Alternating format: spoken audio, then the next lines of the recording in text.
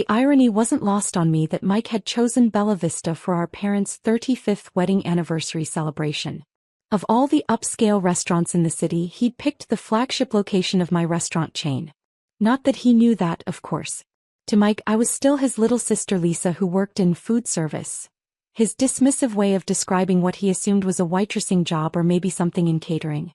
I wanted somewhere really special for Mom and Dad, he'd announced when making the reservation 2 weeks ago. Somewhere that shows how much we appreciate them. I know it's expensive, Lisa, but don't worry about your portion. I've got this covered. Don't worry about my portion.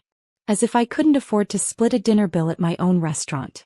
Mike had always been like this, ever since we were kids. 5 years older, perpetually convinced that his success as a regional sales manager for a medical device company made him the family's financial authority. He'd graduated college, gotten married, bought a house in the suburbs, and somehow decided this meant he was responsible for managing everyone else's life choices. Lisa's still figuring things out, he'd tell people as if I were 22 instead of 31. She's got time to find her path. My path, apparently, was a mystery to him despite being perfectly clear to anyone who bothered to look. But Mike had never bothered to look. He'd seen me working in restaurants during college and somehow frozen that image in his mind, unable to update it even as years passed and circumstances changed dramatically. The reservation was for 6:30 on a Saturday night, prime time at Bella Vista. I'd arrived early and was already seated when the family started filtering in. Mom and Dad looked elegant in their anniversary best. Dad in the navy suit he saved for special occasions, Mom in a dress she'd probably bought specifically for tonight.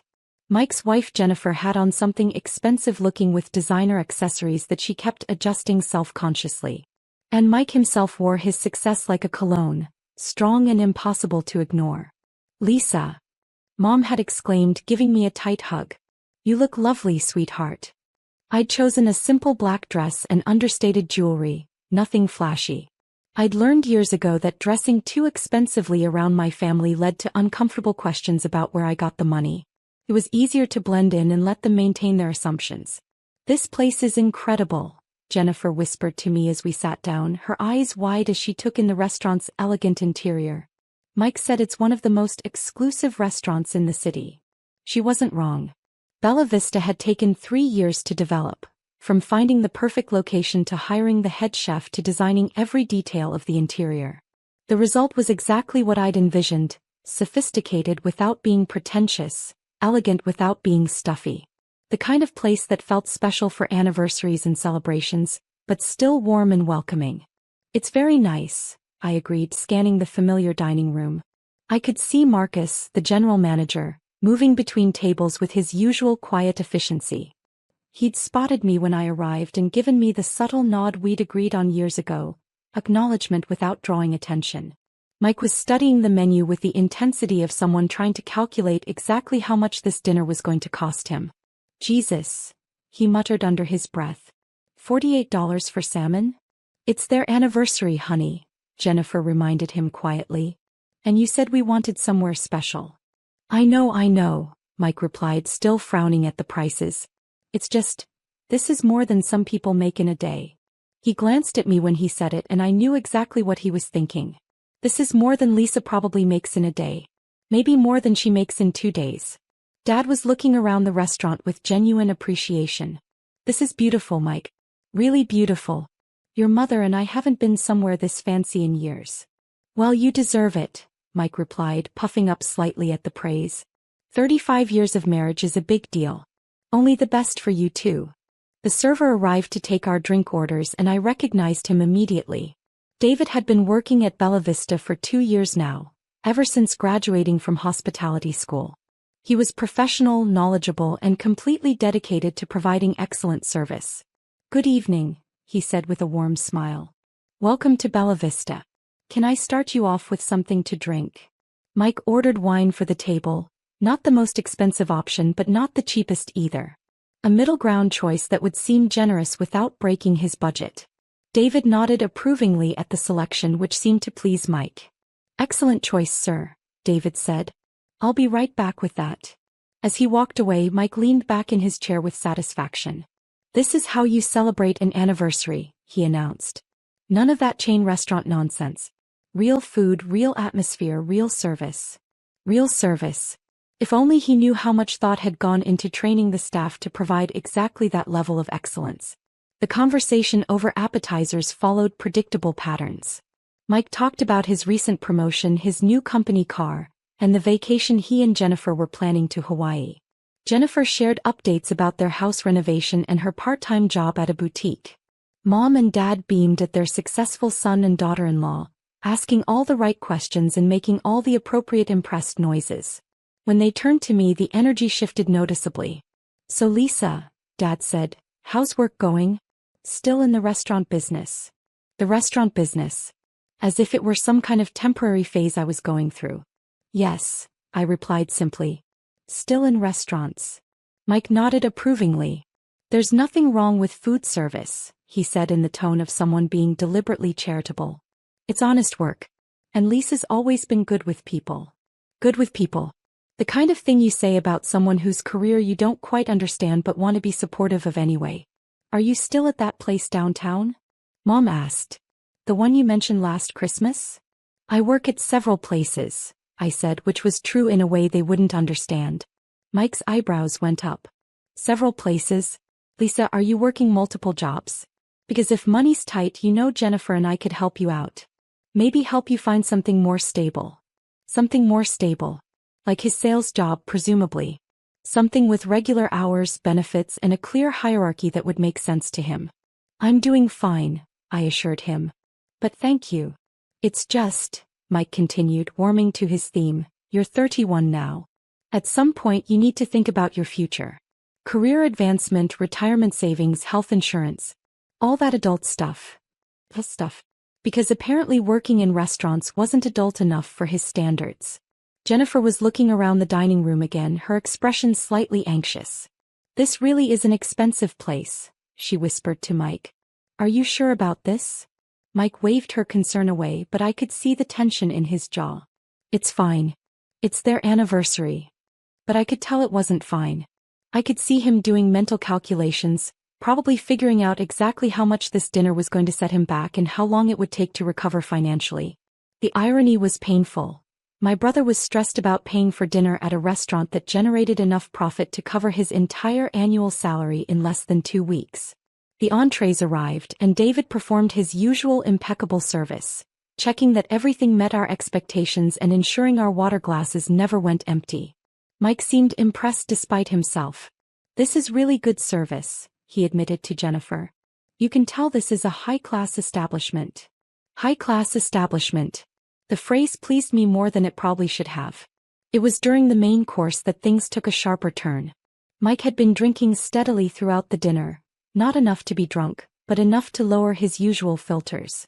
And Mike with lowered filters was Mike at his most patronizing. "You know, Lisa," he said, cutting into his steak with deliberate precision, "I've been thinking about your situation." "My situation? Here we go. I think I might be able to help you out," he continued. "There's a girl in my office, Amanda, who used to manage restaurants before she got into medical device sales. She says there are lots of opportunities for restaurant people to transition into other industries." Other industries. Because restaurant work was apparently something you needed to transition out of, like a disease you recovered from. "The key," Mike went on, "is to position your experience the right way. Customer service, crisis management, working under pressure. Those are all transferable skills." Transferable skills. He was talking about my career like I was unemployed and needed help finding work. "Mike," Mom said gently, "maybe Lisa's happy doing what she's doing." "Sure, she might be happy," Mike agreed, "but happiness doesn't pay the bills. And it doesn't set you up for a secure future." He turned to me, his expression earnest in the way that meant he was about to deliver what he considered crucial life advice. "Lisa, I love you and I want what's best for you. But look around." He gestured at the elegant restaurants surrounding us. "This is what success looks like. This is what you get when you make smart career choices." The irony was so thick I could practically taste it. "Find somewhere you can actually afford," he continued, his voice getting louder as the wine kicked in. "I mean, I know I said I'd cover tonight, but honestly, Lisa, places like this aren't really for people in your situation." The words hung in the air like expensive perfume. Other diners were starting to glance over, probably wondering what was happening at our table. Mom looked mortified. Mike, that's not necessary. I'm not being mean, Mike protested. I'm being realistic. Lisa needs to understand that there are different levels in life. Some people can afford places like this regularly and some people can't. That's just how it is. Dad was looking uncomfortable now. Son, maybe we should. No, Dad, this is important, Mike interrupted.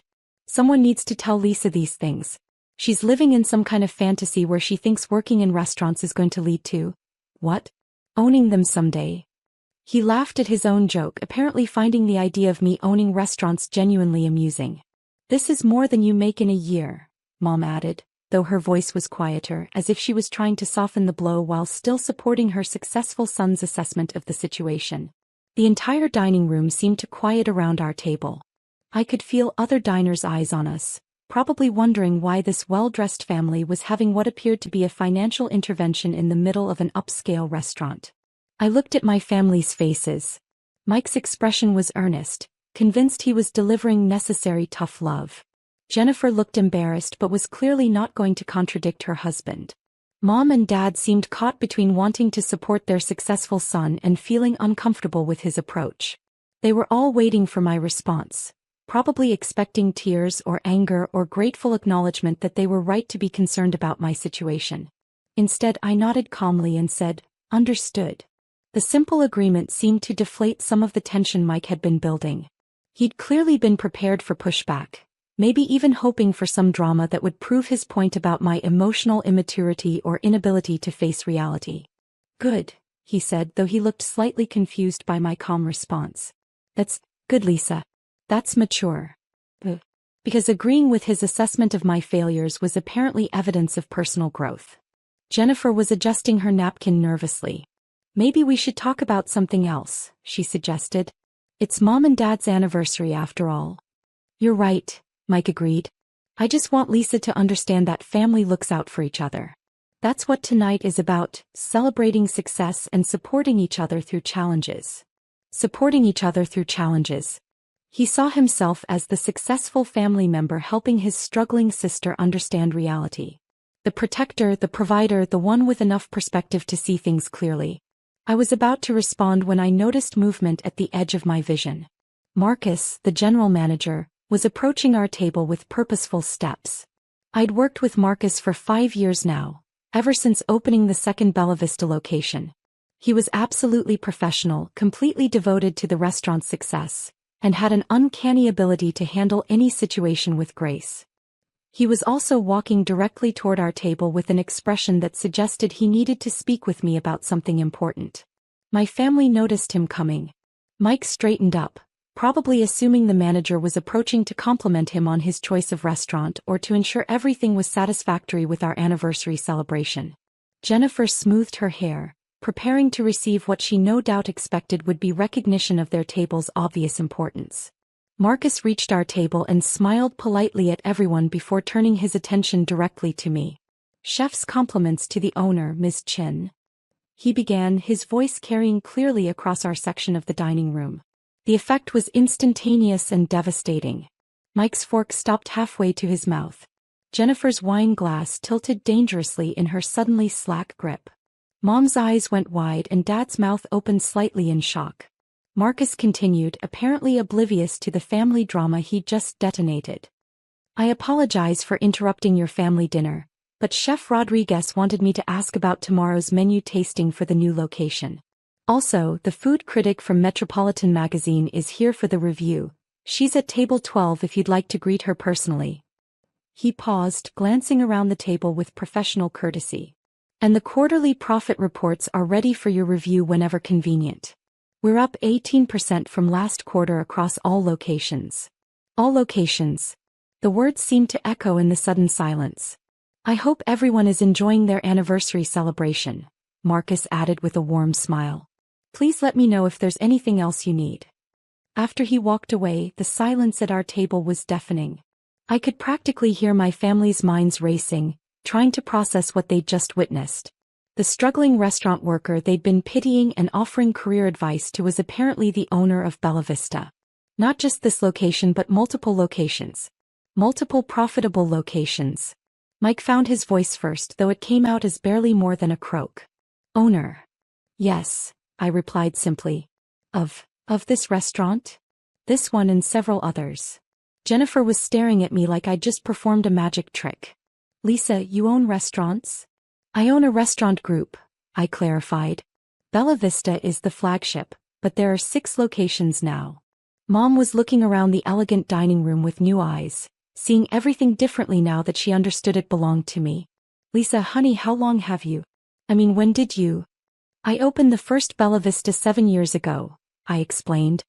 The others followed as the concept proved successful. Dad was doing calculations in his head, I could tell. Lisa, if you own 6 restaurants, what is that? What kind of business are we talking about? Last year the restaurant group generated about $32 million in revenue, I said calmly. The number hit the table like a physical force. Mike's face went completely pale. Jennifer made a small choking sound. Mom and Dad exchanged glances of pure shock. 32 million, Mike repeated slowly as if testing whether the words made sense in that order. Revenue, not profit, I clarified. But yes, it's been a successful venture. Marcus appeared again, this time carrying a leather portfolio and looking slightly apologetic. Miss Chen, I'm sorry to interrupt again, but the investors from Chicago are confirmed for Tuesday's meeting about the franchise expansion. They're particularly interested in the profit margins from the suburban locations. He set the portfolio next to my plate. Also, Food and Wine wants to schedule the photo shoot for the Rising Restaurant Empires feature. Should I have them coordinate with your assistant? Food and Wine. The phrase seemed to hang in the air above our table like an expensive chandelier. After Marcus left, Mike was the first to speak, though his voice was barely audible. Lisa, you're being featured in Food and Wine magazine? It's just a small piece about successful restaurant concepts, I replied. Nothing major. Nothing major? Jennifer echoed. Lisa, Food and Wine is huge. That's national recognition. Kevin was scrolling through his phone frantically. Oh my God, Lisa, I'm looking you up online. Chen Restaurant Group, 6 locations and growing. There's a whole article here about your expansion plans. He continued reading from his screen. Lisa Chen, 31, has built one of the city's most successful independent restaurant groups. Lisa, this article says you started with a single location and built it into a multi-million-dollar enterprise. The business has grown over time, I agreed. Mom was still processing everything, her expression cycling between shock, pride, and what looked like embarrassment. Lisa, why didn't you tell us? All this time we thought you were. You thought I was what? I asked gently. Struggling, she admitted quietly. We thought you were working for other people, maybe struggling to make ends meet. Mike was staring at the leather portfolio Marcus had left. What's in there? Probably financial reports, I said. Monthly profit and loss statements, expansion projections, investor communications. Investor communications, Mike repeated. Lisa, you have investors? Several. The expansion into suburban markets required additional capital. Dad leaned forward, his businessman instincts kicking in despite his shock. Lisa, what are your profit margins like? In the restaurant business, I mean. They vary by location and season, but we maintain healthy margins across all properties. The key is controlling costs while maintaining quality. The professional tone of my response seemed to drive home the reality that I wasn't just someone who happened to own restaurants. I was someone who understood the business inside and out, someone who spoke the language of profit margins and investor relations and market expansion. I need to ask, Mike said, his voice carefully controlled, what you're actually worth. Personally. Because I've been sitting here talking about career advancement and financial security like I was some kind of authority, and now I find out you own a restaurant empire. Restaurant empire. The phrase would have seemed ridiculous an hour ago. Now it just sounded accurate. I'm comfortable, I replied, using the same phrase I always used when people asked about money. Comfortable. Mike pressed. Lisa, if your restaurants generate $32 million in revenue, comfortable doesn't really capture it, does it? I considered how much to share. The business has been good to me. But Mike wasn't satisfied with diplomatic answers anymore. Lisa, I need a number. Roughly. Because I need to understand how badly I've misread this situation. The desperation in his voice was painful to hear. This wasn't just curiosity. This was a man realizing that his entire understanding of his family dynamics had been completely wrong. My personal net worth is about 14 million, I said quietly. 14 million. The number seemed to suck all the air out of our section of the restaurant. Mike was quiet for a long moment, staring down at his half-finished steak. When he finally looked up, his eyes were bright with unshed tears. Lisa, I don't know what to say. The things I said tonight, the way I've talked to you for years. I thought I was helping someone who needed guidance. I know, I replied gently. But you didn't need my guidance.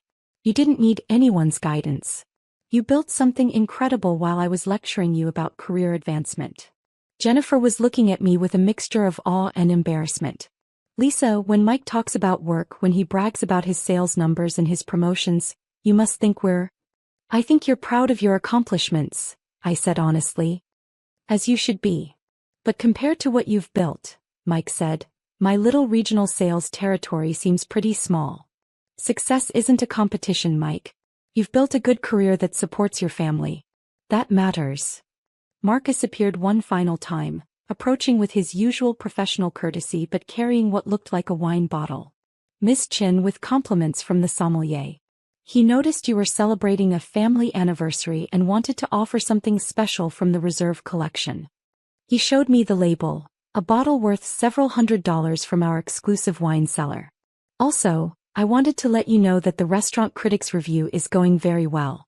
She seems particularly impressed with the service standards and the consistency across all course offerings. After he left, Dad picked up the expensive wine bottle and examined the label with something approaching reverence. Lisa, he said slowly, this wine probably costs more than most people spend on groceries in a month. The sommelier chose well, I agreed. And he gave it to us because you own the restaurant. He gave it to us because it's your anniversary and he wanted to make the evening special. But we all understood the real reason. The sommelier, like everyone else on the staff, knew exactly who I was and wanted to ensure my family received exceptional treatment. Mom reached across the table and took my hand. Lisa, honey, can you help me understand something? I waited. All these years when we worried about you, when Mike offered to help you find stable work, when we assumed you were struggling, why didn't you tell us the truth? It was the question I'd been expecting for years, and the answer was both simple and complicated. Because you never asked what I actually did, I said carefully. You saw me working in restaurants and assumed that meant I was an employee, not an owner. You made assumptions about my situation and my success level, and I let you keep those assumptions. Mike was nodding slowly. We never asked the right questions. You asked if I was still in the restaurant business, but you never asked what my role was in that business. You assumed I was working for other people rather than building my own company. Jennifer was shaking her head in amazement. All those times Mike worried about your future, about your financial security. I knew you were trying to help, I said. I appreciated that you cared even if the help wasn't necessary. But Lisa, Dad said, surely you could see that we were misunderstanding your situation. Why not correct us? I considered how to explain this without sounding accusatory. Because I wanted to see who you were when you thought I was struggling. I wanted to know how you treated family members you perceived as less successful than you. The truth of that statement settled over the table like expensive tablecloth. They were realizing that their behavior toward me hadn't been based on love and concern alone. It had been based on their assumptions about hierarchy, about who was successful and who needed help, about who had the right to give advice and who was obligated to receive it. That's fair, Mike said quietly. And we failed that test, didn't we? You didn't fail anything, I replied. You were human. But yes, you treated me differently because you thought I was struggling. We were condescending, Jennifer added. God, Lisa, I'm so embarrassed about some of the things I've said to you over the years. The wine Marcus had brought was exceptional, and as we finished our anniversary dinner, the conversation gradually shifted. My family began asking different kinds of questions, not the worried, patronizing questions they'd been asking for years, but genuine questions about my business, my expansion plans, my challenges and successes. How did you know restaurants were the right business for you? Mom asked. I started working in them in college and fell in love with the hospitality industry. The challenge of creating experiences people remember, building teams that work together seamlessly, developing concepts that resonate with customers. It all appealed to me. And you saw a business opportunity, Dad added. I saw several business opportunities. The restaurant industry is incredibly competitive, but there's always room for concepts that deliver consistent quality and genuine hospitality. Mike was listening intently, his earlier embarrassment giving way to genuine curiosity about how I'd built the business. What was the hardest part? The first 2 years, I replied without hesitation. Learning to manage cash flow, finding the right staff, establishing systems that could scale. I made a lot of expensive mistakes. But you learned from them, Jennifer observed. Had to. In the restaurant business, mistakes are expensive and very visible. You learn quickly or you fail quickly. As we prepared to leave, Mike pulled me aside in the lobby. Lisa, I owe you an apology. Not just for tonight, but for years of treating you like someone who needed my guidance instead of someone who had her own path figured out. Mike, you don't need to. Yes, I do, he interrupted. I've been a condescending ass to you. I've assumed things about your life and your success that were completely wrong. And I've offered you advice you didn't need from a position of authority I didn't actually have. I could see how much this admission was costing him. Mike had built his identity around being the successful older brother, the one who had it all figured out, the one who could help guide his younger sister through life's challenges. Learning that his sister was more successful than he was, that she'd built something remarkable while he was offering her career advice, had to be devastating to that self-image. I appreciate that, I said. But Mike, your success doesn't diminish just because mine is different than you thought. Doesn't it though? He asked. I mean, I've been bragging about my sales numbers and my company car to someone who owns 6 restaurants. Your sales numbers matter, I insisted. Your company car matters. Your success matters. It doesn't matter less just because my business happens to be larger. He nodded, but I could see he was still struggling to process everything. As we stood outside the restaurant saying our goodbyes, Mom hugged me tightly. I'm proud of you, Lisa. I should have said that more often, and I should have said it based on understanding what you'd actually accomplished. Thank you, Mom. That means everything. One by one they each said goodbye, and each goodbye felt different than the ones I'd received from them in years past. These weren't the careful, slightly worried goodbyes they gave to their struggling family member. These were the goodbyes you give to someone you respect and admire. The next morning I woke up to a text from Mike. Lisa, would you have time for coffee this week? I want to learn about your business. Really learn, not just pretend to understand while I wait to give you advice I'm not qualified to give. I smiled and texted back, I'd love that. Maybe family dinners would be different from now on. Maybe they'd finally see me as I actually was rather than who they'd assumed I was. Maybe the next time we celebrated an anniversary, it would be a dinner between equals rather than a charity event disguised as a celebration. I was looking forward to finding out. 2 days later, Mike called with an update. Lisa, I told everyone at work about your restaurant group. I hope that's okay. I wanted people to know how incredible my sister is. For the first time in years, Mike was bragging about me instead of bragging to me. It was a small change, but it felt revolutionary. That's more than okay, I told him. Thank you. No thank you, he replied. For building something amazing and for being patient with a brother who took way too long to see it. Family dynamics I'd learned could change. It just took the right revelation at the right moment, preferably delivered by a professional general manager in front of a dining room full of witnesses. Sometimes the best revenge was simply letting people discover the truth. You're nothing but a guest in this house. Linda's voice echoed through the dining room as she slammed her hand on the antique mahogany table. No marriage certificate means no rights. Pack your things and leave. I sat there, calmly sipping my tea while my mother-in-law's face turned an interesting shade of red. At 35, I'd spent the last 8 years tolerating her constant attempts to drive me away from her precious son, James. But today was different. Today, I had something she didn't know about. Actually, Linda, I said, placing my cup down gently, I think you might want to see what's in this envelope first. My name is Sophia, and I never planned to be in this position. 8 years ago, when James and I fell in love, he convinced me that we didn't need a formal marriage registration. It's just a piece of paper, he'd said, his green eyes twinkling with that charm that had first drawn me in. We know what we mean to each other. What I didn't know then was that his mother had orchestrated the whole thing. Linda Bennett, matriarch of the prestigious Bennett family, had never approved of me. In her eyes, I was just a music teacher who'd somehow ensnared her surgeon's son. No pedigree, no family connections, no trust fund. I wasn't what she'd envisioned for her only child. The envelope sat heavy in my hands as I watched Linda's expression shift from rage to curiosity. 8 years of careful planning had led to this moment. 8 years of collecting evidence, of quiet investigation, of playing the perfect daughter-in-law while Linda schemed behind my back. "What's this nonsense?" Linda snapped, but her hand trembled slightly as she reached for the envelope. "Another one of your pathetic attempts to claim what isn't yours." James sat silently at the end of the table, his face pale. He knew what was coming. We'd had our own conversation just last week, when I'd shown him the initial results. The DNA test that proved he wasn't Linda's biological son. I still remember the day I discovered the truth. It was during one of Linda's famous garden parties, 3 months ago.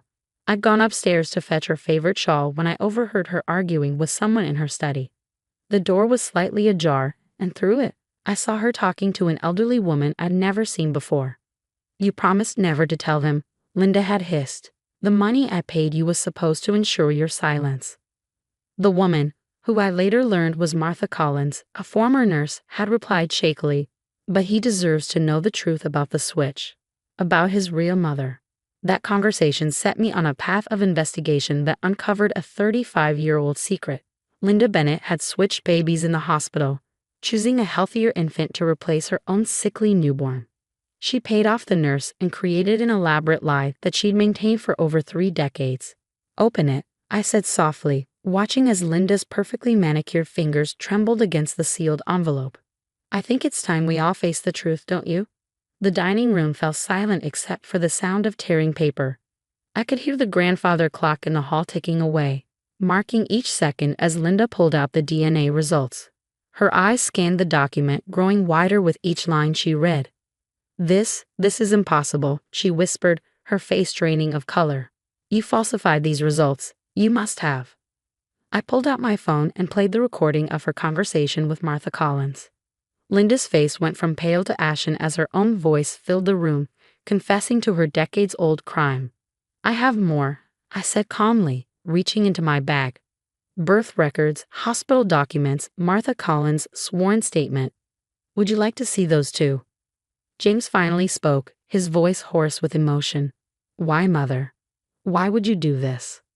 Linda crumpled the papers in her hands, tears streaming down her face. "My baby was dying," she choked out. "The doctors said he wouldn't survive the week. But you were so perfect, so healthy. I couldn't bear to lose my only child. I did what any mother would do." "Any mother?" I repeated, my voice sharp. "You stole someone else's child, Linda. You robbed another woman of her son. And now you have the audacity to try to chase me away because I don't have a marriage certificate." The irony of the situation wasn't lost on anyone in the room. Linda, who had spent years questioning my legitimacy in her son's life, was facing the ultimate question of legitimacy herself. "Where is she?" James demanded, standing up. "My real mother, is she alive?" I nodded slowly. "Her name is Elizabeth Carter. She lives in Portland, and unlike some people," I glanced pointedly at Linda, "she's been desperate to know what happened to her son all these years." Linda collapsed into her chair, her carefully constructed world crumbling around her. The woman who had spent years tormenting me about not being officially part of the family was about to learn a harsh lesson about what family really means. "The police have already been notified," I added, gathering my things. "They're very interested in speaking with you about the hospital records you falsified. And Martha Collins has agreed to testify." As I stood to leave, Linda grabbed my arm, her grip desperate. "Please," she begged, "you can't do this. This is my family." I gently removed her hand, looking her straight in the eyes. "No, Linda, this was never your family. It was stolen, just like you tried to steal my place in it. The only difference is I have proof of your crimes." The sound of police sirens in the distance brought a fitting end to our conversation. As Linda buried her face in her hands, I turned to James, who looked shell-shocked but resolute. "Ready to meet your real mother?" I asked softly. He nodded, taking my hand. "Together," he said firmly, "as a real family should be." The drive to Portland was quiet, filled with the weight of unspoken thoughts. James gripped the steering wheel tightly, his knuckles white as we made our way through the rain-slicked roads. I watched his profile, noting how he seemed to be processing years of lies with each passing mile. Linda's arrest had made the local news, though the full story was still unfolding. The police have found more evidence in her study: documents, letters, and a diary that detailed her elaborate scheme. She'd not only switched the babies but had actively worked to keep Elizabeth Carter away from Boston, using her family's influence to block any attempts at investigation. What if she doesn't want to meet me? James finally broke the silence, his voice barely above a whisper. What if she's built a life without me and doesn't want to disrupt it? I reached over and squeezed his hand. Elizabeth has been searching for you for 35 years. She never gave up hope. During my investigation, I found Elizabeth through an online support group for parents of missing children. Her story had caught my attention immediately. A baby switch at Massachusetts General Hospital, the same hospital where James was born. When I reached out to her, the pieces started falling into place. We pulled up to a modest craftsman-style house with a well-tended garden. Wind chimes tinkled softly on the porch, and through the window, we could see warm light spilling out. James sat frozen in the driver's seat, staring at the house. "What do I even say?" he asked, running a hand through his hair. "How do you start a conversation with a mother you never knew you had?" Before I could answer, the front door opened. Elizabeth Carter stood in the doorway, one hand pressed against her heart. She was a petite woman with James's same green eyes and gentle features. The resemblance was striking, something Linda had probably noticed and feared all these years. "James," her voice carried across the yard, trembling with emotion. The moment felt surreal as we walked up the path. Elizabeth's hands shook as she reached out to touch James's face, tears streaming down her cheeks. "I knew," she whispered. "I knew in my heart you were out there somewhere." Inside, Elizabeth's home was warm and inviting, filled with books and family photos. She led us to the living room where tea and cookies were already set out. "I've been baking all day," she admitted with a nervous laugh. I didn't know what else to do with myself.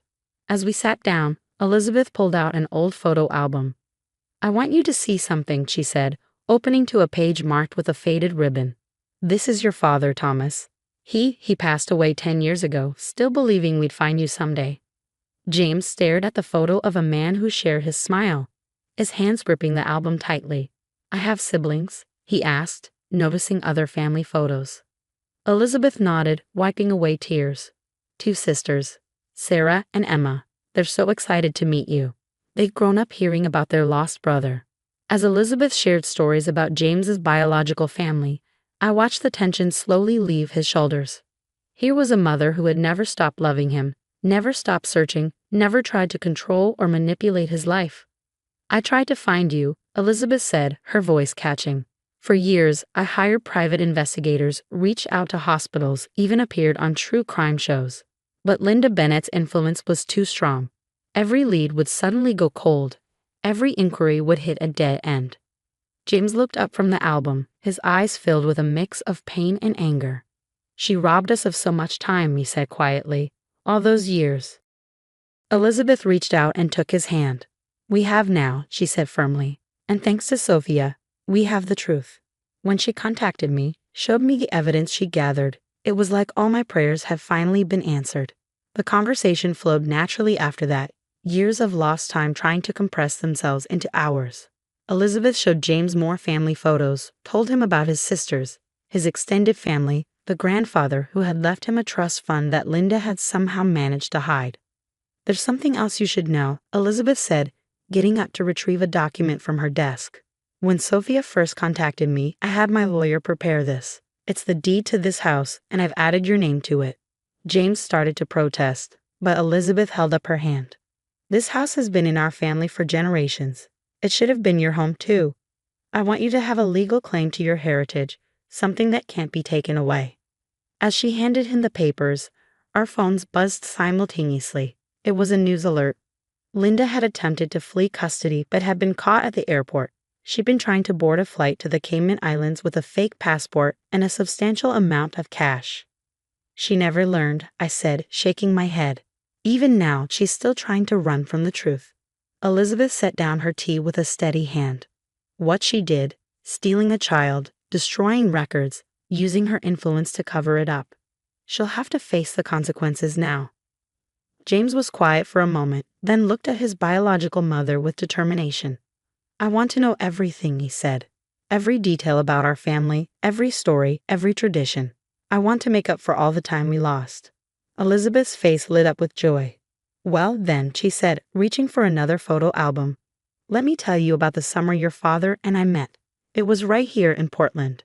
As Elizabeth began her story, I watched James lean forward, absorbing every word. The weight of Linda's lies seemed to lift with each passing moment, replaced by the warmth of genuine family love. Outside, the rain had stopped and sunlight was breaking through the clouds, as if nature itself was celebrating this long-awaited reunion. 3 months later, I stood in the doorway of our new Portland home, watching James and Elizabeth work together in the garden. They were planting roses, a Carter family tradition, Elizabeth had explained. Every generation added their own variety to the garden. The criminal case against Linda had moved quickly, with Martha Collins' testimony, the hospital records, and Linda's own detailed diary. The prosecution had an airtight case. She'd been sentenced to 15 years for kidnapping, fraud, and obstruction of justice. The Bennett family fortune, built partially on her lies, was being investigated. James's sisters, Sarah and Emma, have flown in from Seattle and Chicago respectively. The reunion had been tearful but joyous. Looking at them together, the family resemblance was undeniable. They shared the same laugh, the same expressive hands when they talked, even the same way of scrunching their noses when confused. "You know what's funny?" Sarah had said during one of our family dinners. "We used to play this game when we were kids, imagining what our brother would be like. Emma always said he'd be a doctor." While she got that part right, James had laughed, finally comfortable with his place in this new family. The transition hadn't been entirely smooth. James had good days and bad days, moments when the weight of Linda's betrayal would hit him anew. But Elizabeth's unwavering love and acceptance helped heal wounds he hadn't even known he carried. "Sophia," Elizabeth called from the garden, waving me over. "Come help us decide where to plant James' roses." As I joined them, kneeling in the rich soil, I couldn't help but smile at how natural this felt. Elizabeth had embraced me as warmly as she had James, treating me like the daughter she'd always wanted.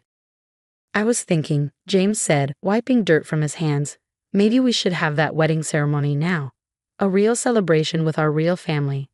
I looked up, surprised. After years of avoiding official registration, this suggestion meant more than just paperwork. It was James' way of fully embracing his true identity, his real family, and our future together. Elizabeth beamed, already planning in her head. "We could have it right here in the garden. Your grandfather got married here too, you know. It's another Carter tradition." The mention of traditions reminded me of something. I went inside and returned with a small box I'd been saving for the right moment. "Speaking of family traditions," I said, opening the box to reveal an antique locket. "Elizabeth gave me this last week. It has pictures of your grandparents on their wedding day. She thought you might want to have it." James took the locket carefully, his eyes moistening as he opened it to see the faces of the grandparents he'd never known. "They look so happy," he said softly. "They would have adored you," Elizabeth assured him, placing a gentle hand on his shoulder. "Just like they would have loved Sophia for bringing our family back together." That evening, as we sat on the porch watching the sunset, James pulled me close.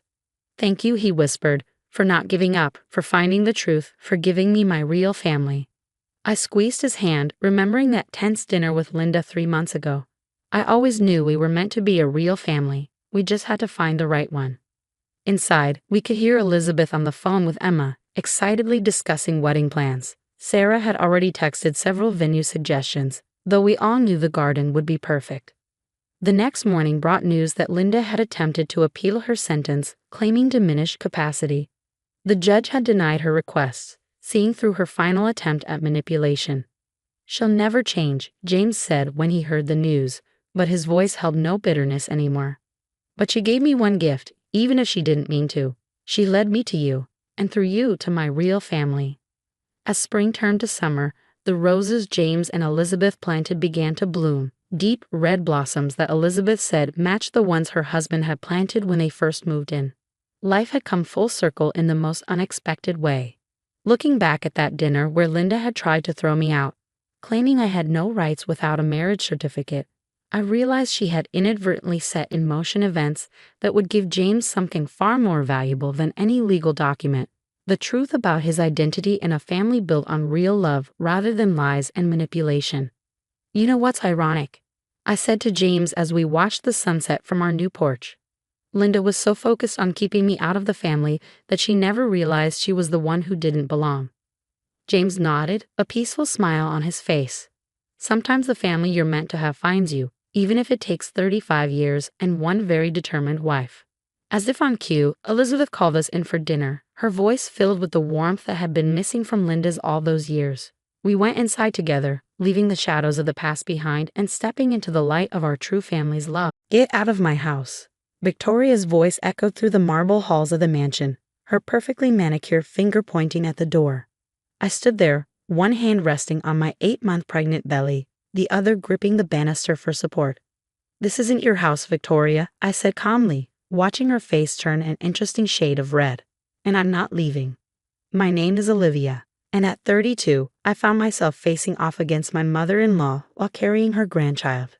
The same woman who'd welcomed me into the family with fake smiles and backhanded compliments 5 years ago was now trying to throw me out of my own home. Marcus needs someone younger, someone who understands his needs." Victoria spat, her designer dress rustling as she moved closer. "Emma's already 3 months pregnant, and she's only 24. You're practically ancient." The mention of Emma, my husband's mistress, should have hurt more than it did. But I'd known about her for months, quietly gathering evidence while Marcus thought he was being clever with his late-night business meetings and weekend conferences. "And does Emma know about the prenup?" I asked, watching Victoria's smug expression falter slightly. "Or about the trust fund conditions?" Victoria's eyes narrowed. "What are you talking about? Marcus told me he had that prenup voided months ago." I couldn't help but laugh, the sound echoing off the high ceilings. Of course he did. Marcus has always been good at telling people what they want to hear, just like he told you this house belongs to him. The front door opened and Marcus walked in, his suit slightly rumpled, Emma clinging to his arm. She was pretty and that young, trying too hard way, her baby bump barely visible under her tight dress. The triumphant smile on her face dimmed when she saw me still standing there. "Mom, I thought you were handling this," Marcus said, not even looking at me. The man I'd loved for 8 years, who'd cried when we first heard our baby's heartbeat, couldn't even meet my eyes. "Oh, she's handling it exactly how I expected," I replied, pulling an envelope from my pocket. "But before anyone else tries to throw me out of my house, you might want to read this." Marcus snatched the envelope, his hands shaking slightly as he pulled out the documents inside. I watched his face pale as he read, Victoria peering over his shoulder. This can't be right," he stammered. "What is it?" Emma asked, her voice high and nervous. "The house," Victoria whispered, her eyes wide with shock. "It's in Olivia's name. Has been since before the marriage." I smiled, remembering the day my grandmother had transferred the property to me. Nana always said a smart woman protects herself. "The prenup you thought you voided? That was a copy. The real one is filed with 3 separate law firms." But the trust fund," Marcus sputtered. "My inheritance is contingent on you staying faithfully married to your first wife until your 10th anniversary," I finished for him. "Your father wasn't as trusting as you thought, Marcus. He'd seen too many of his friends' sons waste family fortunes on younger women." Emma's grip on Marcus's arm loosened. "You told me you were wealthy," she accused. "That we'd live in this mansion after the divorce." "He told you what you wanted to hear," I said, almost feeling sorry for her. "Almost, just like he told me he was working late all those nights he was with you." Victoria stepped forward, her composure cracking. "You planned this. You've been planning this all along." "No, Victoria. I planned to build a life with your son, to raise our child in this house. You and Marcus were the ones with plans." I rubbed my belly as the baby kicked, drawing strength from the movement. "I just made sure I was protected when those plans came to light." "We can figure this out," Marcus said quickly, his eyes darting between me and Emma. "We can come to some arrangement." "The only arrangement," I cut him off, "is that you have exactly 1 hour to pack your things and leave. All of you. The security team has been notified, and they know who owns this house." "You can't do this," Victoria shrieked. "That's my grandchild." "Yes, it is," I agreed. "And when this baby arrives, they'll know exactly who stood by them and who tried to throw their pregnant mother out of her own home." Emma was already backing toward the door, her dream of playing Lady of the Manor crumbling before her eyes. Marcus looked lost, probably realizing for the first time that his carefully constructed house of cards was falling apart. 1 hour, I repeated, turning to climb the stairs. After that, the police will be happy to escort you out. This isn't over, Victoria called after me. We'll fight this. I paused at the top of the stairs, looking down at the 3 people who thought they could discard me so easily. You're right, Victoria. It's not over. Because tomorrow, the family lawyer will be delivering some very interesting documents to the trust fund managers. I wonder how they'll feel about Marcus violating every condition his father put in place. The silence that followed was deafening. I walked to my bedroom in my house, and sat in the window seat, watching as Marcus and Emma hurriedly threw bags into his car 30 minutes later. Victoria stood on the driveway, still in shock, probably trying to figure out how her perfect plan had backfired so spectacularly. As they drove away, I felt the baby kick again. Don't worry, little one, I whispered, resting my hand on my belly. Mommy made sure it will be just fine. What they didn't know was that this was just the beginning. Tomorrow, when the trust fund managers received proof of Marcus's infidelity and the pregnancy he conceived while still married to me, the real fallout would begin. Victoria's dreams of her son inheriting control of the family fortune would crumble like a house of cards. Sometimes the best revenge isn't about getting even. It's about being prepared and watching as those who underestimated you realize their mistake too late. I picked up my phone and dialed my grandmother's number. She answered on the second ring, her voice warm and knowing. Is it done? She asked. Yes, Nana, I replied, watching the sunset paint the gardens in shades of gold. They're gone. Good girl, she said proudly. Now, shall we discuss what to do with that trust fund once Marcus is officially disinherited? I smiled, thinking of all the plans I had for my child's future. Actually, Nana, I have some ideas about that. The next morning, I sat in my grandmother's sunlit kitchen, watching her prepare her famous chamomile tea. At 75, Nana was still sharp as a tack and twice as cunning. She taught me everything I knew about protecting myself in a world that often underestimated women. James called, she said, sliding a cup towards me. James was the family lawyer, a man who'd watched Marcus's father build his empire and had no patience for entitled sons who thought they could circumvent their father's wishes. The trust fund managers were very interested in the evidence you gathered. I sipped my tea, remembering all the late nights I'd spent documenting Marcus's indiscretions.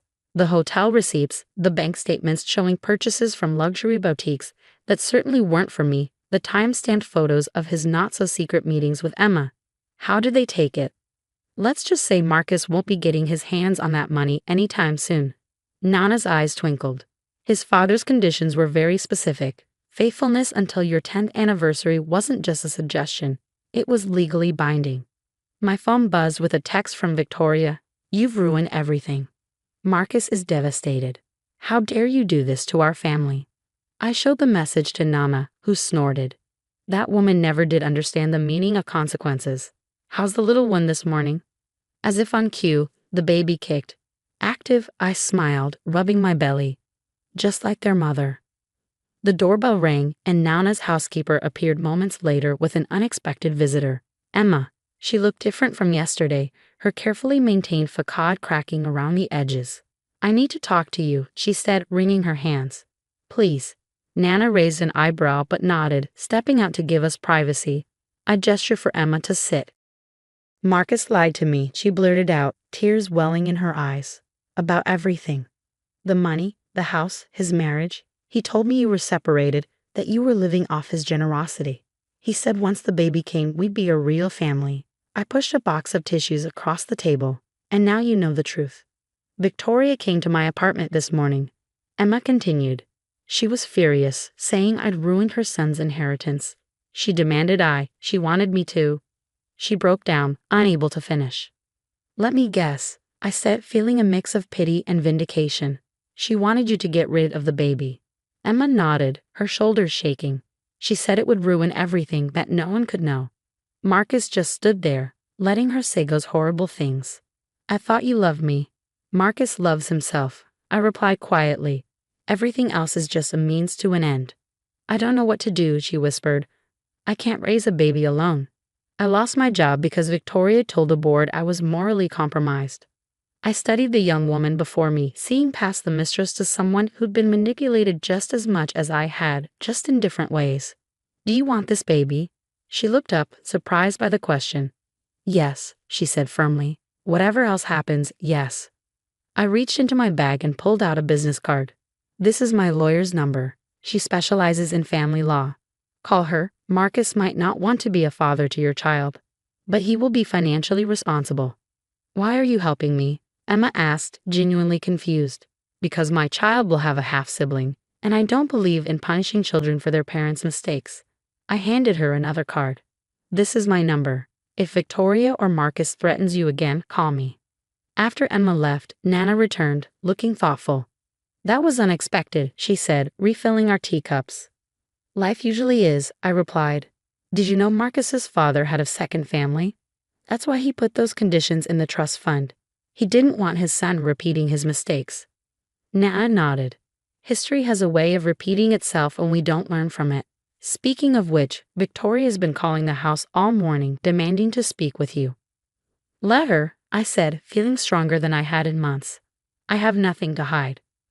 As if summoned by our conversation, my phone rang, Victoria's number flashing on the screen. I answered, putting it on speaker. How dare you turn that little tramp against us? She hissed. After everything we've done for you. You mean like trying to throw me out of my house while I'm 8 months pregnant?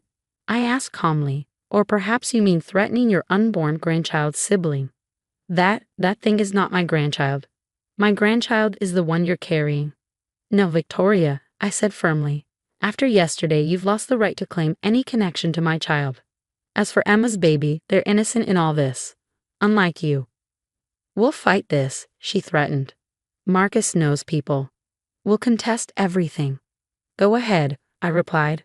I'm sure the trust fund managers would love to hear you explain why you think your son deserves to inherit after violating every condition his father put in place.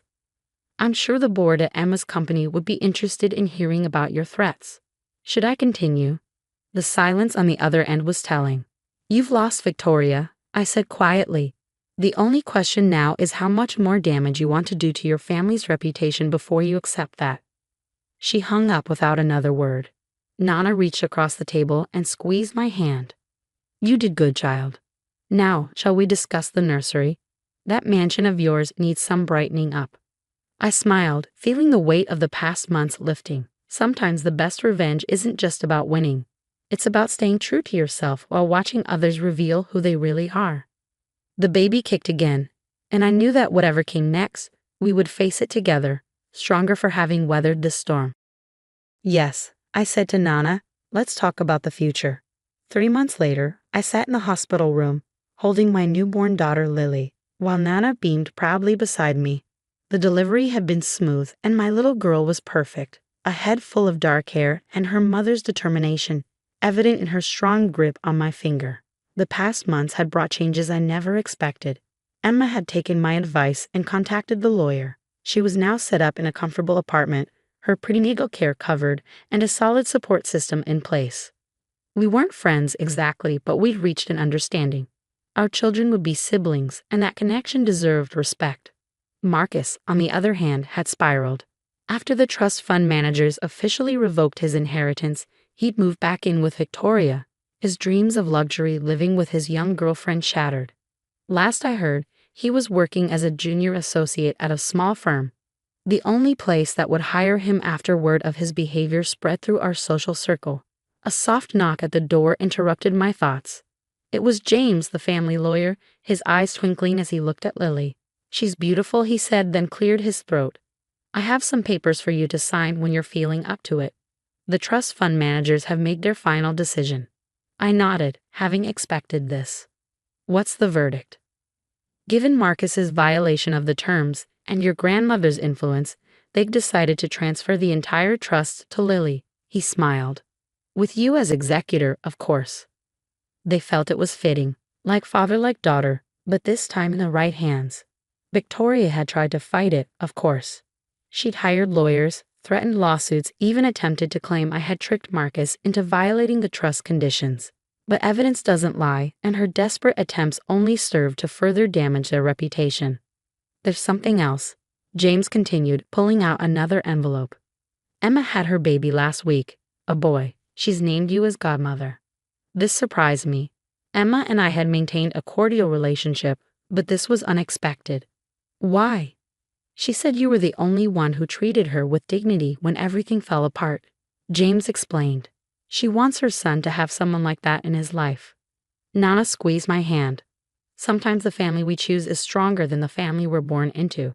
As if to emphasize the point, my phone lit up with a message from Emma, a photo of her son, tiny and perfect, with the caption, "Meet your sister, Lily." I looked down at my daughter, peaceful in my arms, and felt a surge of gratitude. Not for the money or the house or even the satisfaction of seeing justice served, but for the clarity this whole ordeal had brought. I knew now what kind of mother I wanted to be, strong, compassionate, and wise enough to break cycles of toxicity. Victoria had tried one last time to reach out, showing up at the mansion a week before my due date. She'd switched tactics, playing the repentant grandmother, claiming she'd only wanted what was best for her son. "You can't keep me from my grandchild," she pleaded. "No," I'd replied, "your actions did that. But if someday you can prove you've changed, really changed, maybe we can discuss supervised visits. Until then, Lily deserves better than what you did to her mother." Now cradling my daughter in the quiet hospital room, I knew I'd made the right choice. Lily would grow up knowing her worth, understanding that strength comes in many forms, and that sometimes the biggest victories come not from destroying others, but from rising above their attempts to destroy you. Nana took Lily in her arms, humming softly. "You know," she said, "your grandfather would be proud. He built his fortune hoping it would protect his family. Now it finally will." James excused himself, leaving us to our quiet celebration. As the afternoon sun painted the room in warm light, I thought about the future ahead. The mansion would be filled with children's laughter, not just Lily's, but her brother's too when he visited. There would be birthday parties and holidays where both children would be welcomed, where the mistakes of their parents wouldn't shadow their relationships. My phone buzzed one last time, a text from Marcus. "I'm sorry for everything. You deserved better." 5 years too late, but at least he finally learned something. I didn't respond. Some chapters are better left closed. Looking at Lily, I smiled. "Welcome to the world, little one. You're going to change it." And as my daughter gripped my finger with her tiny hand, I knew that sometimes the happy endings we get aren't the ones we planned for. They're better. Because they're earned, shaped by our choices, our strength, and our ability to rise above those who tried to bring us down. Nana was right. The family we choose, the boundaries we set, and the grace we show in victory say more about us than any revenge ever could. Lily would grow up knowing that story, understanding that true strength lies not in power over others, but in remaining true to yourself when others try to break you. And that perhaps was the greatest victory of all.